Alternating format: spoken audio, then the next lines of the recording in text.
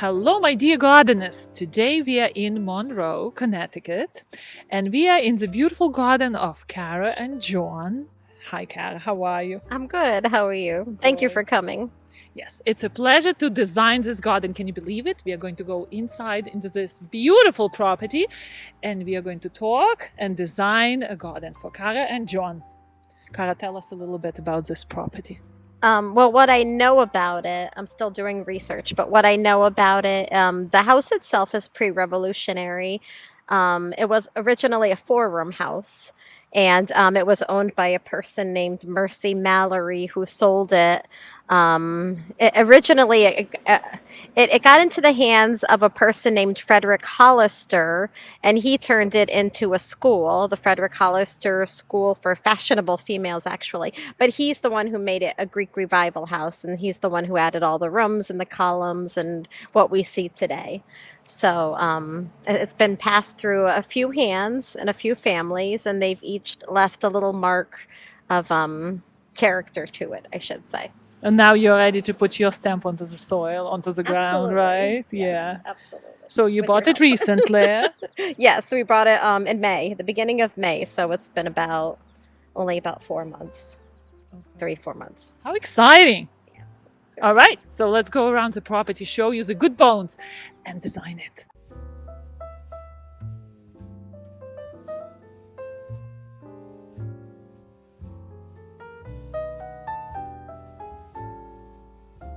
Hey everyone, my name is Andrew. I am the son of Olga Carmody. And real quick, I'd like to make an announcement. Mom and I are partnering. We're starting a garden business. That means maintenance, projects, garden design consultations. If that sounds like something you're interested in and you'd like to be someone like Kara, who we worked for in this video, reach out. We service much of Fairfield County in Connecticut, and I've provided a link to our website in the description. The name of the business is Carmody Garden Care. That's carmodygardencare.com. Sweet. I'll be filming much of today's video, so let's get on with it.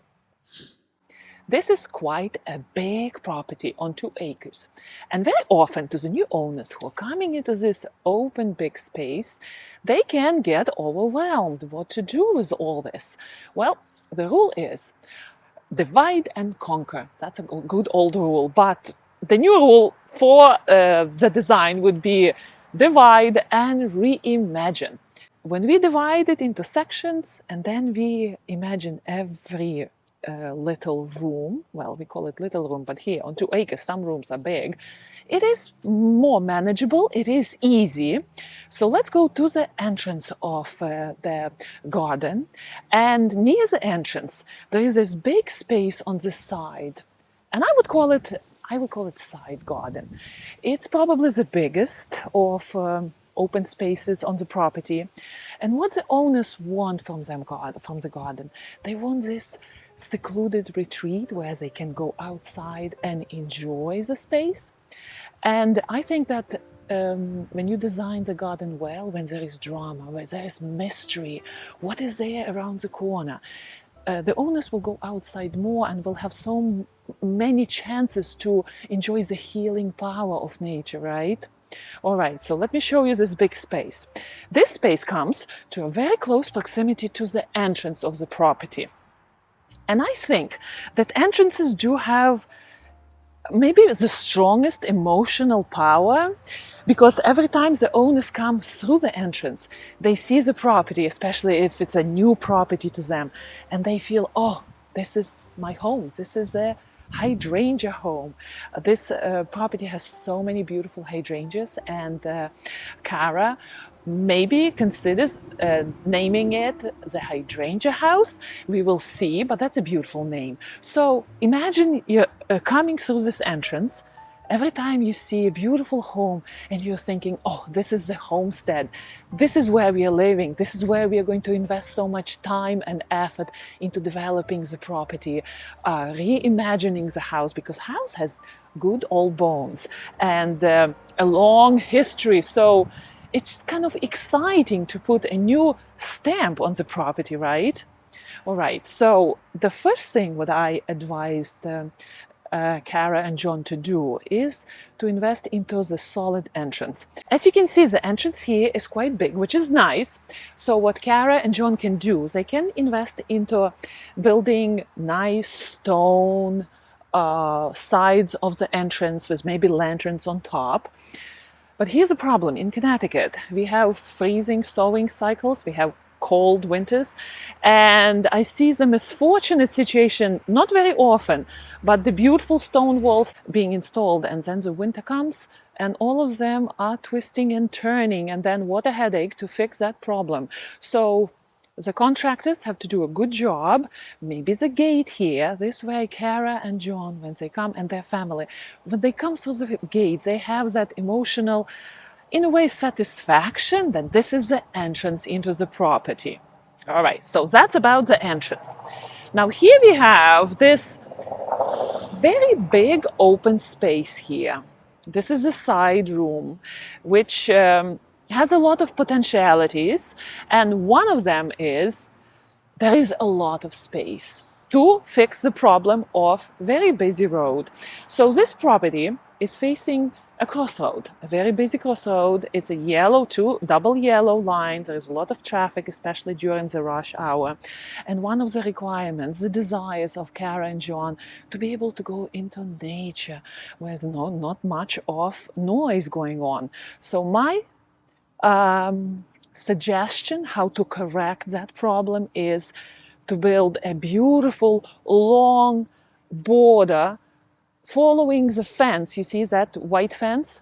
Kara and John wants to keep that fence. They're going to paint it nicely. They're new owners. They're here only for 3 months, and the amount of jobs they did already is wonderful. So they clearly have a lot of enthusiasm, and I think they're going to do marvelous things here. And because this property is this space is so big, Kara and John have this wonderful luxury to create the border fairly wide, maybe 16, 18 feet, and plant the trees at the back, small trees. I advise them to go with native plants because the maintenance of all this area of 2 acres can be overwhelming. So deer pressure might be strong here too, although when we were traveling here to Monroe, I was looking at arborvitaes to see if they are damaged by deer or not. I didn't see a lot of arborvitaes, that's a bad sign. But what I saw, the arborvitaes which were growing in the open space, they were not browsed. So that's a good sign. We are not sure about deer pressure here yet. Across the street there is wild, undeveloped land, so a lot of wildlife can come from there. But here the main thing is to close this area with the help of a big, wide, beautiful border with 3 layers of plants growing and making this beautiful cascading effect. Kara loves roses. So what I'm proposing to do on the first layer here, to do Baptisia blue indigo, which is indestructible plant. It has a very long top root. You know it, I grow it on my property. Nothing can kill it. The only maintenance you need to do with it, to clean it up in the winter or in late fall, to just cut all the foliage, and then in spring it comes with wonderful green leaves and blue eerie stalks of blooms. Baptisia is gorgeous. There are different colors, but I particularly like blue color, and Kara's color palette is calm blues and whites in the garden. So imagine these Baptisia plants, which will become quite substantial in size. This area receives a lot of sun. And then I'm proposing a landscape rose, also easy rose. I don't think Kara would be able to take care after those finicky roses, so billowing a landscape rose in a pretty pink color would be great. And those spots of color should be repeated here, going along this big, long privacy border. And here is an interesting idea about this big, beautiful privacy hedge. Very often the owners of houses, they don't have, like me, we don't have big space to give to a beautiful, deep privacy border. And we have to install arborvitaes growing in a row, one after another, narrow spaces, very often just 3 feet or 2 feet. But here's the luxury of depth. And when Kara and John will go ahead and will create this beautiful border without planting higher shrubs in straight lines, keep straight lines away, just plant them as if they're growing in the nature. I'm proposing to combine strong pyramidal shapes of hollies. They're somewhat deer resistant and they do keep their beautiful foliage all the way to the ground. They don't need pruning, so that's plus for not so much maintenance. And then we have native trees growing with native shrubs in between. All this together with, well, the front border where they would need to do some sort of a maintenance on a regular basis. But generally, this would be the most wonderful thing for this space. And then it will turn all this area into this very secluded space where they can go for a walk. Talking about walking. But one more thing I want to mention about this space here. What I would love them to do, to elevate this bed, not to make it flat like this, elevate it maybe to this level. And it's questionable how the fence is going to be involved into it. Maybe to elevate it right after the fence and make it like this all the way through here. Why that would be great? First of all, it will serve two purposes. If they will install the something like newspapers or cardboard here, fill it with soil, track the soil in, and then fill it with mulch this fall, prepare it for the winter and for spring planting, it will do two things. It will kill all the vegetation. They want to take all this out, and there are a lot of young trees growing here, so all this is not needed. And then this elevation of soil will create another kind of buffer against all that action on the road. And then the front roses, those landscape roses, they're going to spill and will create this billowing effect. Another great thing, right? This elevated space. Okay, coming back to going for a walk, we have to return back to the entrance. And what makes garden interesting is when we don't see garden from right away, right? We come into the space and there are hidden corners, there is a pathway which leads around the bush, and our mind, interesting, is always wondering what's behind there. And you would think that once we know what's behind there, our mind is not going to be as interested, right? But there is always the same drama, the same interest, the same pleasure to the eye. So here, when you come through the gates, right, you right away, you see this gorgeous, beautiful home, the old, wonderful estate, and then you see all the space right being open. So what I'm proposing is, you see this very straight line of the parking lot, which is needed, which is functional, but this straight line is very straight, and there is a side entrance to the house, which the owners are using as the main entrance. So what I'm proposing here is to use a fence, a low fence, not a solid one, maybe to mimic the fence going around the property in white color, because they want to keep the white color of the fence. Make it short and not follow the line of the parking lot. Make it curved. Well, right now there are cars parked here. These cars are going to be staying there. Cameraman, come here and I will show you how this is going to be. All right, so the white fence here, in front we have short globular arborvitaes planted somewhat close to each other. Little giant arborvitaes do not need to be pruned. You can shape them to keep that nice globular shape. And this little hedge, which is going all the way somewhere here, will be maintenance easy to control. Green year-round, so you will have a green hedge here. Then in the middle, somewhere here, beautiful tall arborvitaes growing. Kara and John have a wonderful statue of Our Lady. They are near the entrance, and it would be great if they can create a beautiful little sanctuary here with that statue. And then we follow along.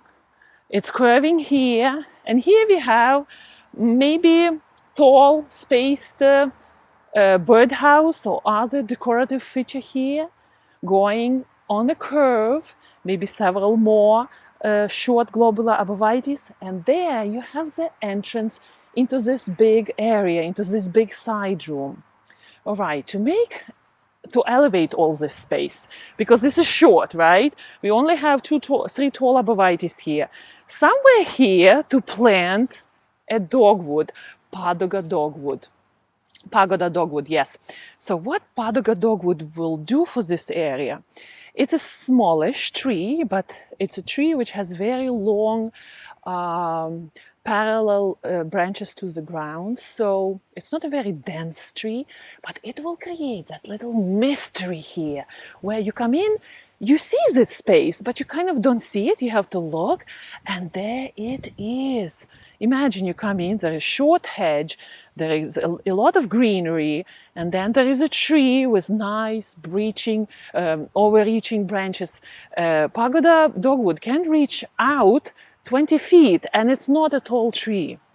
All right, so plenty of green mass here, which is good because green anchors the garden, and evergreen green is even better because in the winter you have all this definition.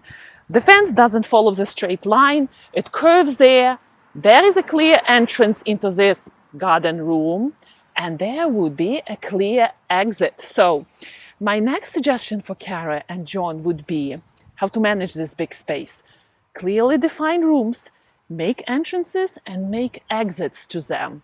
And then once you have this definition, then you can go ahead and do whatever you need to do in those rooms. But then you have this clear vision of the space. I very much believe that the garden should be an engaging space where the gardener wants to go out and explore, or at least go for a walk. So in order for this side room not to be just, okay, I peek through what's happening here and I'm done. In order for the visitors and the owners to be drawn in, you need a path.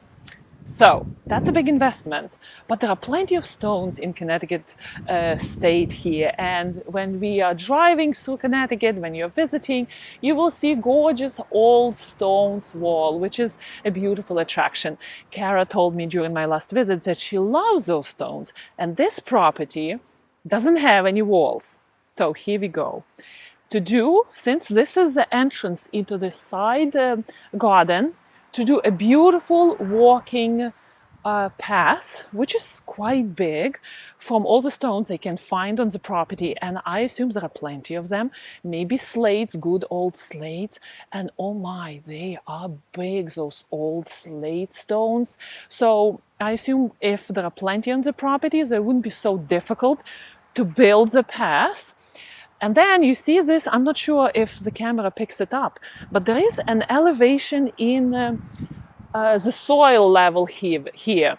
So what my proposal is to use this elevation and create a small retaining wall, which will disappear somewhere here. We will become small, will go in a circular motion and will finish somewhere here. So move the soil from here up, make a small, maybe 1.5 foot retaining wall from stones, and then you have a path. Path doesn't go straight. Path should go in a winding manner because this is a nice walk somebody would enjoy. Maybe there are plants around, maybe there are plants in between the stones. The creeping thyme loves sun, and it can live around stones quite well. And if there are a lot of details on the pathway, the visitors can slow down and enjoy those details, which is great. And then we have the cookie for the eyes, for the people who see this garden from the windows, because there are 2 points where people will enjoy the space the most: from coming through the entrance and then from the window of the house. So here what I would love to exist, some sort of planting border in a circular shape. Kara and John, they have to keep this, so maybe some shrubs, low-growing shrubs, can be planted around it. And then here, this area can be the annuals space where Kara can plant, let's say, California poppies growing with corn flowers, not cone flowers, corn flowers. Imagine that combination of orange and blue swaying in the wind. That can be great, although I'm not sure about the rabbit population here. I didn't see any rabbits around so far, so maybe not many. And imagine seeing all this beauty here from the windows. And next year, Kara can do something different. Experiment with all the wonderful annual flowers which are blooming from spring till the last day of the fall. There is a lot of sun. Annuals do love sun the most. This is the biggest requirement for them. And this would be such a delightful space to enjoy. And because this planting space is not going to be big, it will be easy to maintain. Okay, how about the exit from this area? So how do we define the exit from this area and entrance into a new space? You see this oak leaf hydrangea with white blooms. It is struggling here, I assume because it's super dry shade here, or maybe it's an old shrub. But nevertheless, this hydrangea will benefit with a little bit of some sort of manure or compost in spring or in the fall around its root system, which would be great for this plant. It will rejuvenate it.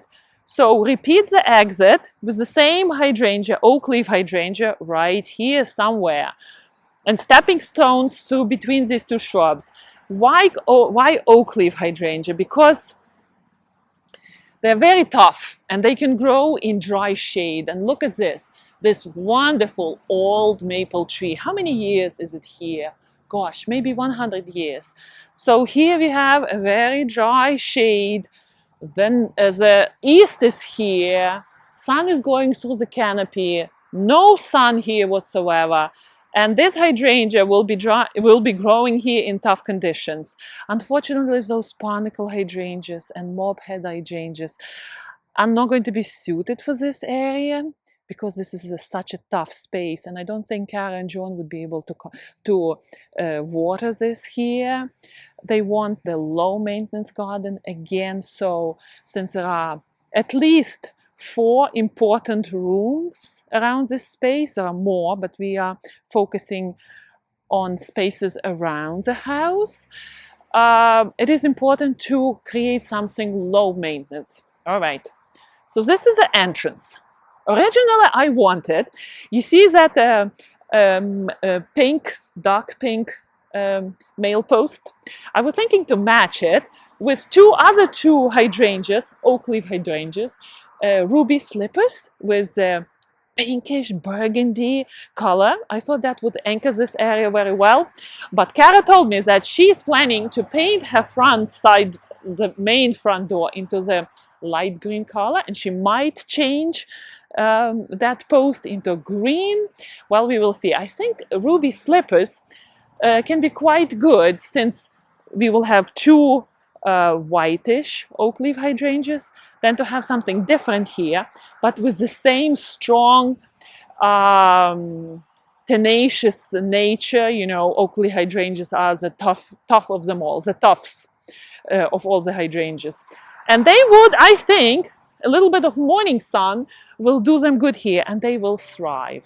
All right, let's move to the back of the garden where all family life is going to happen.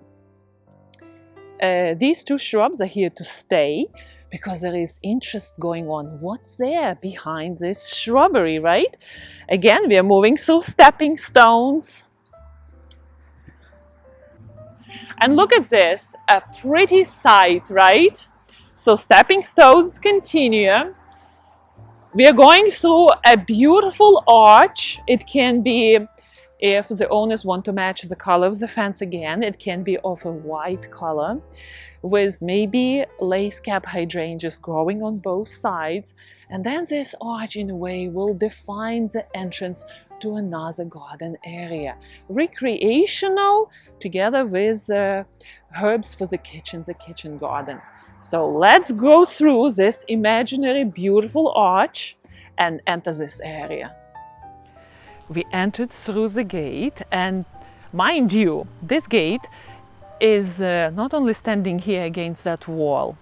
Here we have a clear privacy issue, because that area, even if the owners, nobody is going to look through here because the cars are passing by, but still owners want to feel secluded here. So what I'm proposing is to put another strong hedge here. Also, not in the straight line to make it stiff, but maybe, because they can afford the space, right? Maybe in staggered design to make it more natural looking. And instead of maybe use, but I decided that I kind of leaned to, again, hollies, which are easy to prune, which are not super high, maybe 6-8 feet, male and females there, 1 male holly, 5 females there, to define that area there and block it, to make this wonderful kind of dark green space, because there would be male and female plants. Female hollies will have beautiful berries to make wreaths in winter, or just to have a beautiful decorative hedge there, right? So that would be an extra bonus. Plus, deer doesn't really favor prickly holly. It can stop the wild pressure, wild animals' pressures going through that hedge into the property. And what else I like about those hollies? They have shiny foliage, they cover the trunk all the way to the ground, so that hedge will stay beautiful there. And the whole wall, imagine the whole wall here, and then you have an arch here, so it will be a very pretty picture to look at.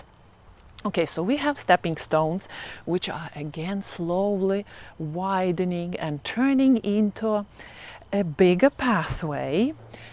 Originally, this area, Kara wanted it as some sort of a vegetable garden here, but unfortunately, this side of the house is very shady because we have northern exposure here. So you see how ferns like this shady environment here? Unfortunately, vegetables are not going to grow here well, and it would be a struggle. So let's not fight the nature, let's go together with it. Let's make nature our friend and leave this area to ferns. And you see that porch? It's very small. Kara and John, they want to enlarge the porch and make it bigger, which is great. That can be a nice space for chairs to enjoy all this beautiful view. This is a view of the back garden from the steps. So what do we have here? We have a planting bed here with a maple tree which is ready to fall. So the owners they have plans to take this tree down, so this area will be sunny again. Then we have the most beautiful Connecticut barn. Look at that beauty, how wonderful it is. And then at the back there is a vegetable bed. John loves to grow vegetables, and they have a lot of space there at the back. I think he's planning to enlarge it, which is a great plan. I love when families grow vegetables and they go into the garden and they say, what's for dinner? And they collect what they have, or they have all the extras to sell or give to charities, which is a great thing to do. So that area is very important to John. Well, what Kara wants from this space, she wants to go outside and get some herbs or some vegetables for the kitchen. And I think this area can be turned into the most wonderful cookie for Kara to enjoy, because this is what you see from the window. So that point, this space has to be well designed to enjoy the eye, right? To give that cookie for the eye, to draw the owners out, to go and explore and enjoy the space. So there is a problem. What is the weakest feature of this space here? Vegetable gardens are very often, because they are productive gardens, they don't look very well. For example, I have a pot with the name basil on it, right? Well, either I'm growing basil for show, which would be beautiful and big, full of flowers, or I'm harvesting it for the family to eat for pesto, right? So when I harvest that basil, the beautiful pot, together with chopped basil, doesn't look good at all. So the same with the vegetable garden. If it is a productive garden, then it doesn't look good, especially in the summer or in the fall. So there clearly has to be a very good I wouldn't say division, but something for the eyes to focus and not to see very well what's happening there in the garden. What I'm proposing is to do two layers of, I call them 2 layers of separation. Okay. To have, the first layer would be to have a low hedge here. And this low hedge doesn't need to repeat the straight line of the barn, because we can create something better. How about this one? How about to do a hedge around here? Make a beautiful, cute little gate here. There is an old arch, an old country arch, which I think should be fixed. And Kara and John are planning to do that. Put that old arch here. That's a beautiful thing to look at through the windows of the house, right? Maybe clematis, maybe roses growing here. And then we have a hedge which doesn't go straight, but which goes into this somewhat circular line and finishes here with a wonderful big butterfly bush, which attracts a lot of butterflies. Kara loves butterfly bushes. She was growing them at her previous property, and I think she misses those. So that can be another cookie for the eye to look for all those butterflies to come in. You might say, why this circular motion? What's happening with this area here? Well, this can be Kara's garden. And what I'm proposing here to do, really invest into this small space, because it can be easily, in a way, controlled, weeded out, and this area here can bring enormous satisfaction to Kara. I would love her to build a circular garden, like a patio, but to define the borders with short wattle fencing, and there are plenty of woods around here to harvest beautiful long saplings or maybe branches of the tree. It can be a project. In between those sections of raised beds, to do stones like I have on my property, where I bury the stones into the cement. And surprisingly, those pathways are very long lasting. As long as you bury stones deep into cement, they don't have to be small like mine, they can be bigger ones, and they keep weeds out.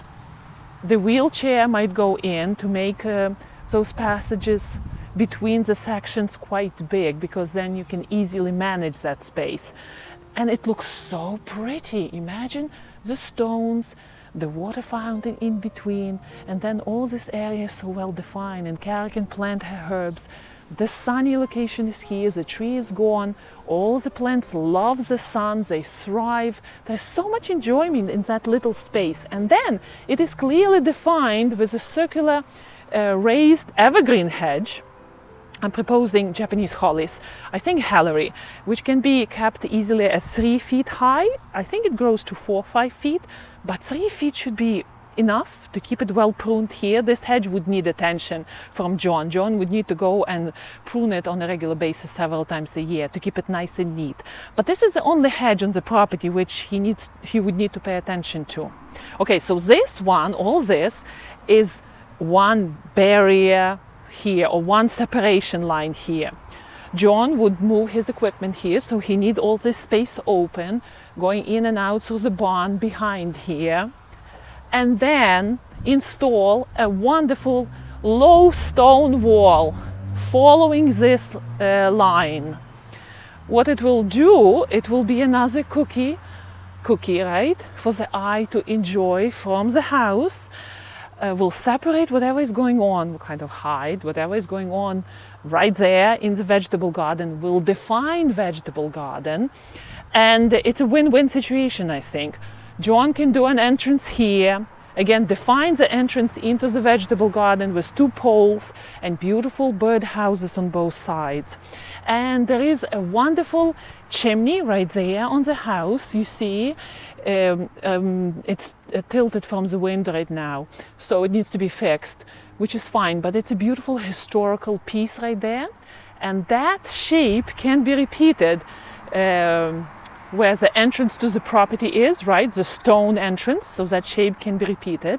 And then here, this area can be defined as well on corners to put either poles with bird houses or the stone wall, finish the stone wall with some sort of a elevated, again, poling, how would you call it, column, and on top make that design. We can go scale down and do just birdhouses on 4 sides of the vegetable garden to again define it, to make sure that our eye understand where the garden begins and where it ends. And because our eye has that understanding, it's just easier to process all the space, right? And I think it would be a very successful thing where John can enjoy the garden, Kara can have a beautiful look through the window, the stone wall, and then the green hedge, the circular herb garden very close to the kitchen, by the way. There would be a very healthy relationship between functionality and design, where John will have plenty of space to maneuver here with his equipment, because the hedge is not going to be very close to the gates, right? Gates needs to open, so the hedge can go around here, somewhat define this entrance too into the barn, and then curve around Kara's garden. And then with all this here going on, I think it will be looking very good. This recreation area here, you see that fire pit there? This area, because of all the stone work here, we have a pathway between the door and the house, and then we will have some sort of a pathway curving going into the swimming pool right there. There is a swimming pool there.